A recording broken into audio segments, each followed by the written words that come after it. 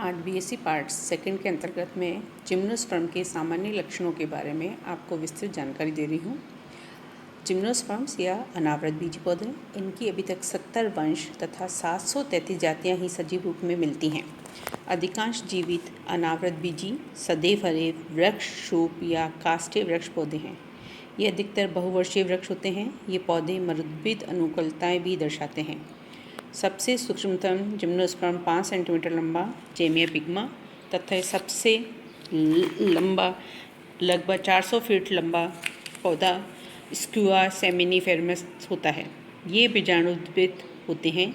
इनमें सुविकसित जड़, तना व पत्तियाँ होती हैं, जिसकी उत्पत्ति द्विध्रुवीय भ्रूण से होती है। द्वितीयक वृद्धि पाई जाती है। इनमें मूसला जड़ें पाई जाती हैं। कुछ वंशों की जड़ों में सहजीविता भी पाई जाती है, जैसे साइकस की कोरोलॉइड रूट्स में एनाबिना या नॉस्टॉक की सहजीविता पाई जाती है। पाइनस की जड़ों में माइकोराइजा कवक पाई जाती है। स्तंभ ऊर्ध्वशाखित, केवल साइकस में अशाखित तना होता है तथा काष्ठीय होता है। कुछ जातियों में तना कंदील होता है, जैसे जेमिया पिग्मा। पाइनस एरिस्टिटा में 4600 वर्ष से अधिक आयु वाला जिम्नोस्पर्म होता है। ये जिम्नोस्पर्म के स्तंभ पर पर्ण दाग पाया जाता है। यह एक मुख्य लक्षण है। पत्तियां एक रूपी या द्विरूपी होती हैं। मोनोमॉर्फिक या डाइमॉर्फिक। सामान्यतः पत्तियां सरल, सूच्याकार अथवा पक्षपत्र संयुक्त होती हैं। शल्कीय पत्तियां प्राय सूक्ष्म तथा पर्णपाती होती हैं। एफिड्रा में केवल शल्कीय पत्तियां होती हैं। जड़ों में जाइलम प्राय द्विआद्युदारुक से बहुआद्युदारिक प्रकार के होते हैं। ये जड़ों में एक्सार कंडीशन होती है। सेंटर में मेटाजाइलम, परिधि में प्रोटोजाइलम। इसके लिए हम एक वर्ड याद कर सकते हैं, एग्जाम। EX का मतलब एक्सार, M मतलब मेटाजाइलम, P मतलब प्रोटोजाइलम। तो M मेटाजाइलम केंद्र में है और प्रोटोजाइलम परिधि की ओर। स्तंभ का कॉर्टेक्स मृदुत्कीय कोशिकाओं से बना होता है। कॉर्टेक्स की कुछ कोशिकाओं में स्टार्च कण और टेनिन पाया जाता है।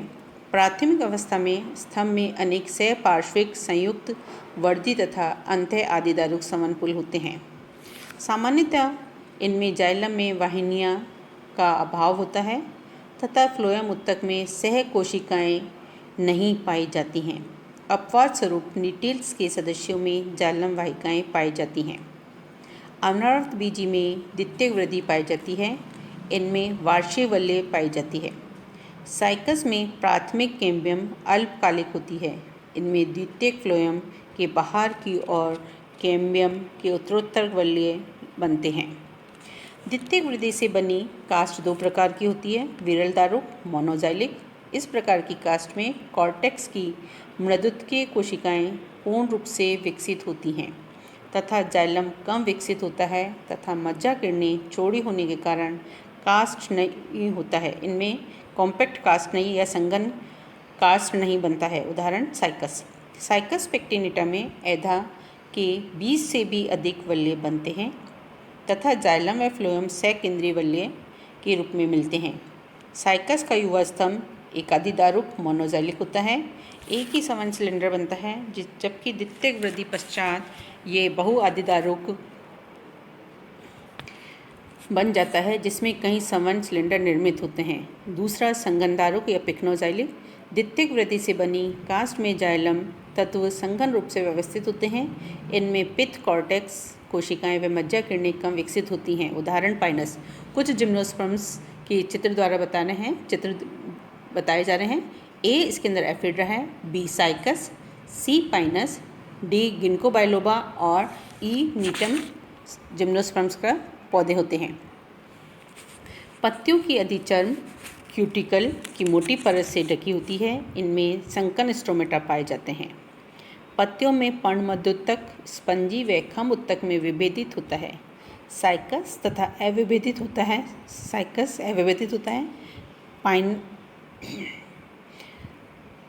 साइकस तथा अविभेदित पाइनस होता है। अधिकांश अनावृत बीजियों की पत्तियों में पार्श्व सिराओं का अभाव होता है। इनमें पोषक पदार्थों का पार्श्व स्थानांतरण संचरण उत्तक के द्वारा होता है।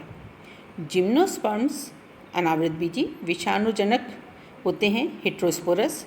ये इनमें गुरु बीजाणु का निर्माण गुरु बीजाणुधानी से होता है और गुरु बीजाणुधानी गुरु बीजाणुपर्ण पर लगी होती हैं। ये मेगास्पोरोफिल मिलकर कोन या स्ट्रोबुलस बनाते हैं। साइकस में मेगास्पोरोफिल स्ट्रोबुलस या कोन नहीं बनाते हैं। कोन मोनोस्पोरेंजिएट एकलिंगी होते हैं, परंतु कुछ जातियों में जैसे एफिड्रा फॉलिटा, एफिड्रा इंटरमीडिया में ये बाइस्पोरेंजिएट द्विलिंगी होते हैं। लघु बीजाणुपर्ण से निर्मित नर शंकु प्राय अल्पकालिक होते हैं, जो माइक्रोस्पोरोफिल की अपाक्ष निचली सतह पर उपस्थित होते हैं। विभिन्न वंशों में प्रत्येक बीजाणुपर्ण में बीजाणुधानियों की संख्या अनिश्चित, साइकस में और पाइनस में निश्चित केवल 2 बीजाणुधानी होती है। बीजाणुधानियों का विकास यूस्पोरेंजिएट प्रकार का होता है। मेगास्पोरोफिल गुरु बीजाणुपर्ण से निर्मित संरचना से मादा कोन बनते हैं। ये पादपों पर अनेक वर्षों तक लगे रहते हैं, जबकि साइकस में सामान्य पर्णों जैसे मेगास्पोरोफिल की संरचना पर्णों जैसी होती है। पाइनस में काष्ठीय मादा शंकु होते हैं। गुरु बीजाणुधानियाँ या बीजाण गुरु बीजाणुपर्ण पर नग्न पाए जाते हैं। बीजाण ऑर्थोट्रोपस ऋजु तथा एक अधावरणीय होते हैं, परंतु नीटेस गण में ये द्विअध्यावरणीय होते हैं। अध्यावरण प्राय 3 परतों से विभेदित होता है, जिनमें बाहरी तथा अंत्य परत मांसल तथा मध्य परत अस्थिल स्टोनी होती है। लघु बीजाणु नर युग्मोद्भिद बनाते हैं। लघु बीजाणुओं का विमोचन लघु बीजाणुधानियों से नर युग्मोद्भिद के विकास की विभिन्न प्रावस्थाओं में होता है। साइकस में लघु बीजाणु 3 कोश की अवस्था में, पाइनस में लघु बीजाणु 4 कोश की अवस्था में, एफ्रिड्रा में लघु बीजाणु 5 कोश की अवस्था में विमुक्त होते हैं। साइकस और गिनको को छोड़कर शेष सभी वंशों में नर युग्मक अचल नॉन मोटाइल होते हैं। मेगास्पोर्स गुरु बीजाणु के द्वारा मादा युग्मोद्भिद या भ्रूणपोष बनता है। प्रत्येक मादा युग्मोद्भिद की स्त्रीधानियाँ की संख्या में विविधता पाई जाती है। जैसे साइकस के मादा युग्मोद्भिद अनेक स्त्रीधानियाँ होती हैं। पाइनस के मादा युग्मोद्भिद में 2 स्त्रीधानियाँ, नीटम के मादा युग्मोद्भिद में स्त्रीधानियाँ केवल अंड सेप को प्रदर्शित करती हैं। प्रत्येक आर्किक स्त्रीधानी में केवल एक अंड, वेंटर कैनाल सेल तथा नेक कैनाल सेल अनुपस्थित होती है। सभी जिम्नोस्पर्म वायु परागित होते हैं, जिन्हें एनिमोफिलस कहते हैं। नर युग्मक का आर्कियोगोनियम में प्रवेश पराग नलिका के द्वारा होता है। साइकस में पराग नलिका चूषकांक के रूप में कार्य करती है। पाइनस में यह स्पर्म वाहक के रूप में कार्य करती है। निषेचन के फलस्वरूप जाइगोट युग्मनस बनता है, जो अगली स्पोरोफिटिक स्टेज की मात्र कोशिका होती है, mother cell of the next cell of sporophytic generation. Gymnosperm में निषेचन के लिए जल की आवश्यकता नहीं होती है। साधारणतः बहुभ्रूणता पॉलीएम्ब्रियोनी पाई जाती है, परंतु एक परिपक्व बीज में केवल एक भ्रूण विकसित होता है और शेष नष्ट हो जाते हैं। भ्रूणीय विकास अंशभाजी मीरोप्लास्टिक प्रकार का, अर्थात युग्मनज के एक भाग से ही भ्रूण विकसित होता है। भ्रूणपोष अगुणित होता है, जो निषेचन से पूर्व ही परिवर्तित हो जाता है। बीज एक बीज कवच से घिरा रहता है, जो गुरु बीजाणुधानी पर्ण की सतह पर विकसित होते हैं तथा फल में नहीं पाए जाते हैं, क्योंकि इनमें अंडाक्षय भित्ति नहीं पाई जाती है। भ्रूण में प्रांकुर, मूलांकुर तथा एक से अधिक बीज पत्र पाए जाते हैं। बीजांडकाय की उपस्थिति पेरिस्पर्म के रूप में बीज के चारों तरफ होती है। साइकस और गिनको को छोड़कर अधिकांश जिम्नोस्पर्म के बीज कुछ समय तक सुप्त अवस्था में रहते हैं।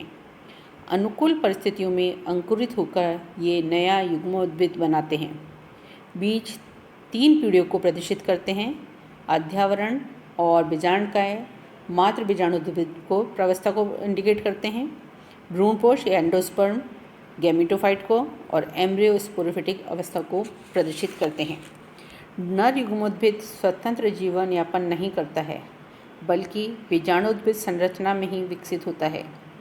सभी जिम्नोस्पर्म या अनावृत बीजों में पीढ़ी एकांतरण पाया जाता है। इसमें द्विगुणित प्रवस्था प्रभावी होती है।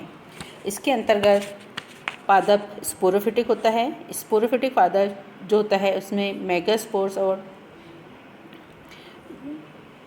माइक्रोस्पोर्स का निर्माण होता है। स्पोर्स का जो है मेगास्पोरेंजियम, और ये मेगास्पोरेंजियम मेगास्पोरोफिल में लगे रहते हैं, जबकि माइक्रोस्पोरोफिल से माइक्रोस्पोरेंजिया और से माइक्रोस्पोर्स का निर्माण होता है। जो मेगास्पोर्स होते हैं इसमें से 4 मेगास्पोर में से केवल एक ही मेगास्पोर एक्टिव होता है, जो कि फीमेल गैमेटोफाइट का निर्माण करता है, जबकि सभी माइक्रोस्पोर्स एक्टिव होते हैं और ये मेल गैमेटोफाइट का निर्माण करते हैं। फीमेल गैमेटोफाइट में आर्कियोगोनियम बनती है और आर्कियोगोनियम में एक सेल होती है। मेल गैमेटोफाइट में एंथ्रीडियम का निर्माण होता है।